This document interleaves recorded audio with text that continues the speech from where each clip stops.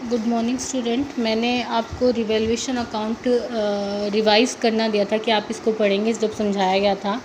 Revaluation account में क्या था, ये एक तरह से P&L एडजस्टमेंट अकाउंट है। डेबिट साइड इसकी लॉस साइड है और क्रेडिट साइड इसकी क्या है, प्रॉफिट साइड है। डिक्रीज़ इन एसेट्स होगा तो क्या होगा फर्म को, लॉस। अगर इंक्रीज़ इन एसेट्स होगा तो फर्म को क्या होगा, प्रॉफिट। ऐसी लाइबिलिटी इंक्रीज़ होगी तो क्या होगा, लॉस। अनरिकॉर्डेड कोई लाइबिलिटी आपकी बढ़ रही है तो आपको क्या हो रहा है, लॉस। तो वो टू साइड में आएगा। क्रेडिट साइड में क्या आएगा, लाइबिलिटी अगर डिक्रीज़ हो रही है, कोई अनरिकॉर्डेड एसेट्स है, टू साइड बैलेंस बचेगा तो प्रॉफिट और बाय साइड बैलेंस बचेगा तो लॉस। और जो भी प्रॉफिट और लॉस होता है वो ओल्ड पार्टनर्स में क्या कर दिया जाता है, डिस्ट्रीब्यूट कर दिया जाता है। देखिए अब आपके इस चैप्टर के बड़े क्वेश्चन स्टार्ट हो रहे हैं, जिन क्वेश्चंस में 3 अकाउंट बनते हैं। फर्स्ट अकाउंट बनता है रिवैल्यूएशन अकाउंट, फिर आपकी बनती है पार्टनर्स कैपिटल अकाउंट और फिर आपकी बनती है बैलेंस शीट। तो सबसे पहले जिस अकाउंट की आपको प्रैक्टिस करनी है वो कौन सा है, रिवैल्यूएशन अकाउंट, क्योंकि पार्टनर्स कैपिटल अकाउंट आप पहले भी बना चुके हैं। और जहाँ तक बैलेंस शीट की बात है तो वो आपने 11th क्लास में भी बनाई थी। तो सबसे पहले जो नई चीज़ है रिवैल्यूएशन अकाउंट, हम उसकी प्रैक्टिस करते हैं। देखिए रिवैल्यूएशन अकाउंट्स की कुछ ट्रांजेक्शन मैंने यहाँ पर लिखी हुई हैं। अब मैं इसको आपको रिवैल्यूएशन अकाउंट में पोस्ट करना बताती हूँ। सबसे फर्स्ट टी शेप अकाउंट होता है, तो सिंपली टी शेप इसका अकाउंट बनाइए। आप क्या लिखेंगे, सबसे ऊपर रिवैल्यूएशन अकाउंट। फर्स्ट ट्रांजेक्शन क्या है, डेप्रिशिएशन ऑन मशीनरी ₹1000। मशीनरी पे डेप्रिशिएशन लगाना है, कितने रुपए का, 1000। देखिए डेप्रिशिएशन से एसेट्स की वैल्यू इंक्रीज़ होती है या डिक्रीज़, डिक्रीज़ है तो फर्म को क्या है, लॉस। तो हमें यहाँ पर ये वर्ड नहीं लिखना डिक्रीज़ इन एसेट्स, हम जो यहाँ पर वर्ड लिखेंगे वो लिखेंगे टू मशीनरी ₹1000। ठीक है, समझ में आई ये बात। इसके बाद मान लीजिए एप्रिशिएट बिल्डिंग बाय 10% और उसकी बुक की वैल्यू आपको गिवन कितनी है, 5 लाख। बिल्डिंग एप्रिशिएट करनी है कितने परसेंट से, 10% से एप्रिशिएट करनी है, 10% से एप्रिशिएट करनी है। और बुक वैल्यू यानी कि जो बैलेंस शीट में वैल्यू गिवन है वो कितनी है, 5 लाख। तो 5 लाख का 10% कितना हो गया, 50,000। तो जो इंक्रीज़ डिक्रीज़ है आपको वो लिखना है। एप्रिशिएट करनी है यानी कि आपकी एसेट्स की वैल्यू इंक्रीज़ हो रही है तो वो आपका क्या होगा, प्रॉफिट होगा। और वो कहाँ आएगा, बाय साइड में।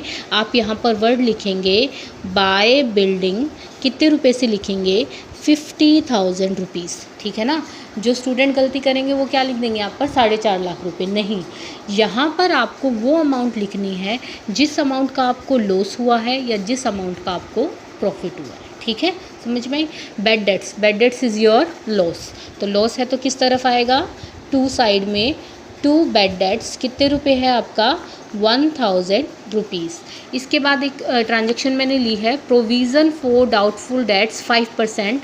और मान लीजिए आपको बुक्स में डेटर गिवन है 20%। तो ये आपने अपने 11th क्लास में भी फाइनल स्टेटमेंट विद एडजस्टमेंट में करा था। डेटर पर 5% प्रोविज़न बनाइए। 20,000 का 5% कितना हो जाता है, 1,000। प्रोविज़न से हमारा प्रॉफिट बढ़ता है या घटता है, कम होता है। तो एक तरह से प्रोविज़न हमारा लॉस होता है। Provision is made for the non liabilities, ये आपने पढ़ा था। तो to provision for doubtful debts. Provision for doubtful debts P&L account में कहाँ आते थे, टू साइड ही आते थे ना। तो ये भी एक तरह से कौन सा अकाउंट है आपका, P&L एडजस्टमेंट अकाउंट है। तो 20,000 का 5% कितना हो जाएगा आपका, 1,000। Stock valued 28,000। और मान लो बुक में आपको कितना दे रखा था, 25,000। यानी कि जो आपको बैलेंस शीट गिवन होगी उसमें स्टॉक है आपके पास 25,000 और स्टॉक वैल्यूड कितना करा है अब उन्होंने, 28,000। तो 3,000 रुपये से स्टॉक बढ़ गया ना। Stock is your acids. तो एसिड्स है तो कहाँ पे आएगा, एसिड्स बढ़ती हैं तो हमारे कितने आ जाते हैं, बाय स्टॉक कितने रुपए आ जाएगा, 3,000 रुपीज़। आप कितने अमाउंट से एंट्री करेंगे, 3,000। एक ट्रांजेक्शन देखिए, एक creditor of 1,200 not likely to pay. Creditor क्या होती है, तुम्हारी लाइबिलिटी। और नॉट लाइकली टू पे का मतलब अब इसको पे नहीं करनी।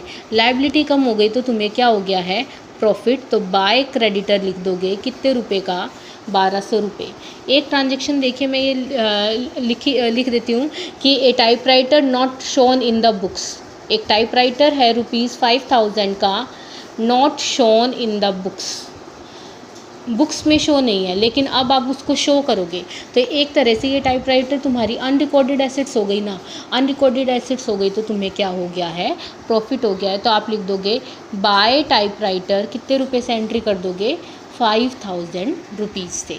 ऐसे ही मान लीजिए कोई बिजली का बिल है, कोई इलेक्ट्रिक चार्जेस हैं आपके, और वो आपने क्या करे हैं, बुक्स में रिकॉर्ड नहीं करे हैं, लेकिन अब वो आपको क्या करने हैं, पे करने हैं। तो ये अनरिकॉर्डेड लाइबिलिटी हो गई ना। अनरिकॉर्डेड लाइबिलिटी हो गई तो आप इसको क्या करेंगे, इलेक्ट्रिक चार्जेस के रूप में अपनी बुक्स में शो कर देंगे 5000 रुपीज़। समझ में आया। आपको क्या देखना है कि जो भी आपको ये ट्रांजेक्शन्स दी गई हैं, इससे आपकी एसेट्स बढ़ रही है या घट रही है, लाइबिलिटी बढ़ रही है या घट रही है, कोई अनरिकॉर्डेड एसेट्स आ रही है या कोई अनरिकॉर्डेड लाइबिलिटी आ रही है। केवल ये 6 चीज़ आपको ध्यान रखनी है और उसके अकॉर्डिंग आपको क्या बनाना है, रिवैल्यूएशन अकाउंट बनाना है। जिस साइड भी प्रॉफिट कम या ज़्यादा होगा उस साइड आप क्या कर देंगे, टू लॉस और टू प्रॉफिट और बाय लॉस से एंट्री कर देंगे। इस क्वेश्चन में प्रॉफिट होगा और जो भी पार्टनर होंगे ए और बी, उसके अंदर उस प्रॉफिट शेयरिंग रेशो में आप क्या कर देंगे, डिस्ट्रीब्यूट कर देंगे। ठीक है।